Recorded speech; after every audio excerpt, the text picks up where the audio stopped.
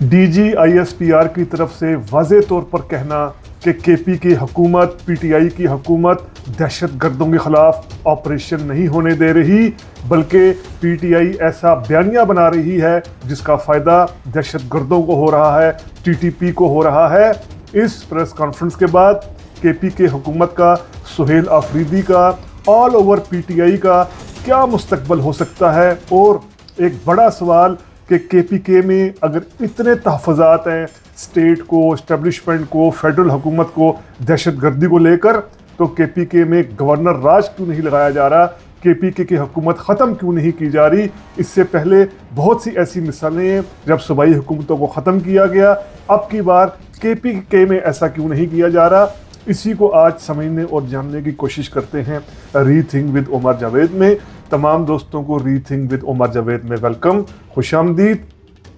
KPK में अभी से नहीं, 2024 यानी इलेक्शन के बाद से ही ये बहुत बड़ा इशू रहा है दहशत गर्दी के नैरेटिव को लेकर। इससे पहले जो अली अमीन गंडापुर थे वो भी वाज़े अल्फाज में कहते थे कि KPK में फ़ौजी ऑपरेशन नहीं होना चाहिए, ड्रोन हमले नहीं होने चाहिए,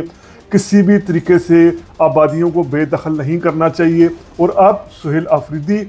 अली अमीन गंडापुर से भी बढ़कर KPK में मिलिट्री ऑपरेशन की मुखालफत कर रहे हैं। अभी कुछ रोज़ पहले ही सुहेल आफरीदी ने यह बयान दिया कि KPK में मिलिट्री ऑपरेशन नहीं होने देंगे, और फिर DGISPR को ये पूरी प्रेस कॉन्फ्रेंस उन्होंने की और इसमें भरपूर तरीके से उन्होंने वीडियो क्लिप्स चलाकर ये पूरा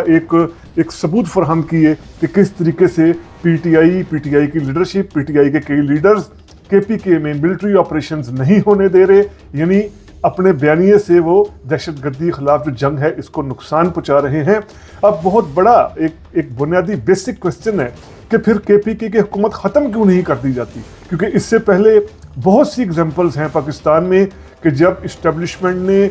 कई सूबाई हुकूमतों को ख़त्म करवाया, यानी अगर हम देखें कॉन्स्टिट्यूशन बनने के बाद भी,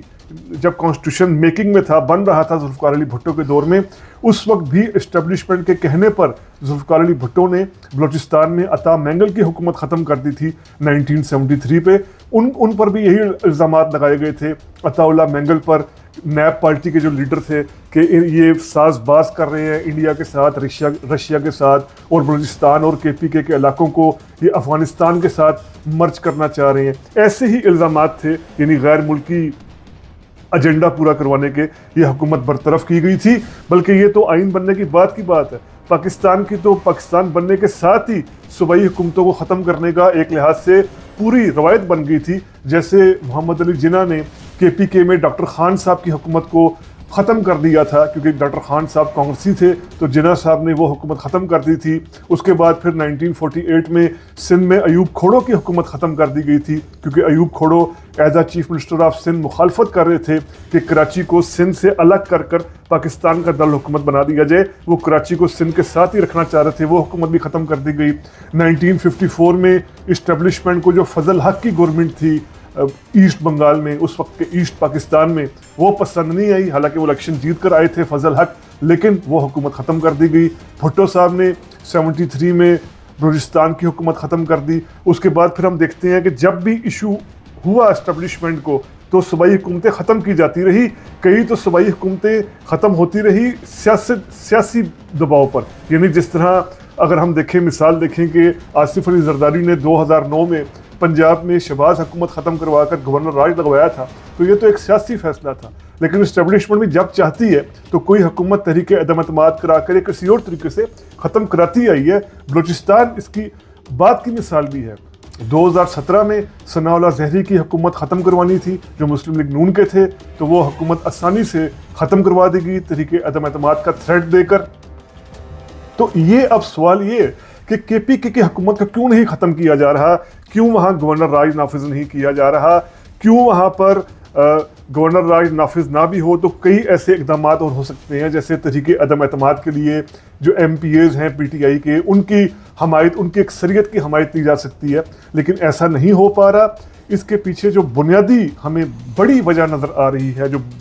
सबसे बड़ी वजह है, वो ये کہ جیسے اگر ہم دیکھیں DGISPR نے بھی اپنی پریس کانفرنس میں جس طرح کہا، ان سے سوال کیا گیا کہ KPK کی حکومت اگر تعاون نہیں کر رہی تو پھر کیا کیا جائے، تو اس کا جواب DGISPR نے کہا کہ یہ سیاست کا کام ہے، یہ آئین کا کام ہے، جو کچھ ہونا چاہیے وہ آئین کے تحت ہی ہونا چاہیے، ہمارا کام صرف یہ ہے کہ ہم جو اسٹیٹ کو پرسپیکٹیو اپنا بیان کر بتا دیں کہ ہمارا نقطہ نظر یہ ہے، کام اس کے بعد پھر سیاستدانوں نے کرنا ہے یا آئین کے تحت ہونا چاہیے۔ یعنی وہ وفاقی حکومت کو یہ بتا رہے ہیں، وفاقی حکومت کو ایک لحاظ سے یہ کہا جا رہا ہے کہ اس حوالے سے ایکشن لے۔ اب کیا وفاقی حکومت جو شہباز شریف کی حکومت ہے اس حوالے سے کچھ کرے گی، کچھ کر پائے گی KPK میں؟ اگر ہم شہباز شریف کی حکومت کو دیکھیں، اس کو تھوڑا سا ہم انڈرسٹینڈ کریں کہ شہباز شریف کس طرح کی حکومت کرتے ہیں، تو شہباز شریف شاید بہت بڑے پولیٹیکل ریکشن سے بچنے کے لیے اس طرح کا سٹیپ نہیں اٹھا رہے کہ KPK میں گورنر راج لگوایا جائے، اس حوالے سے آئین جو کچھ کہتا ہے اس کے تحت کچھ کارروائی کی جائے، یا سپریم کورٹ سے رجوع کر جو KPK کی حکومت ہے اس کو کچھ ختم کرنے کی کوشش کی جائے، یا اس کو کمزور یا کسی بھی حوالے سے اپنا کنٹرول کرنے کی کوشش کی جائے، کیونکہ اس کا جو بیک لیش ہوگا وہ شہباز شریف یا مسلم لیگ نون کو اندازہ ہے کہ وہ KPK جیسے حساس صوبہ جو پہلے ہی دہشت گردی کے بہت سے جہاں واقعات ہو رہے ہیں، جہاں پر کئی علاقوں میں TTP آئے روز اس کے خلاف TTP کے لوگوں کے خلاف آپریشن کرنا پڑتا ہے، تو ایسے صوبے میں جو پولیٹیکل بیک لیش ہوگا، سیاسی رد عمل ہوگا، وہ بہت بڑا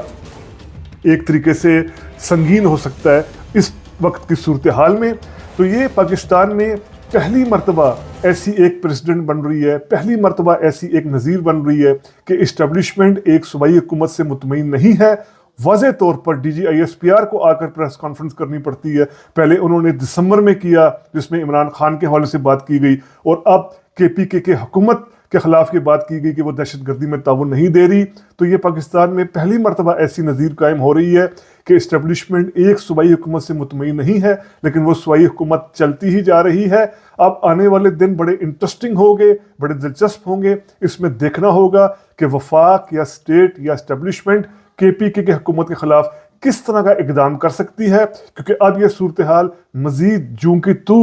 رہتی دکھائی نہیں دیتی۔ تو یہ DGISPR کی پریس کانفرنس اور KPK حکومت کا ممکنہ مستقبل، اس کے حوالے سے کیا گیا ویلاگ ری تھنک ود عمر جاوید کے پلیٹ فارم کے ذریعے آپ کے سامنے پیش کیا گیا۔ امید کرتے ہیں آپ کو ویلاگ پسند آیا ہوگا، اگر پسند آیا ہے تو کائنڈلی سبسکرائب کیجئے۔ ری تھنک ود عمر جاوید، شکریہ۔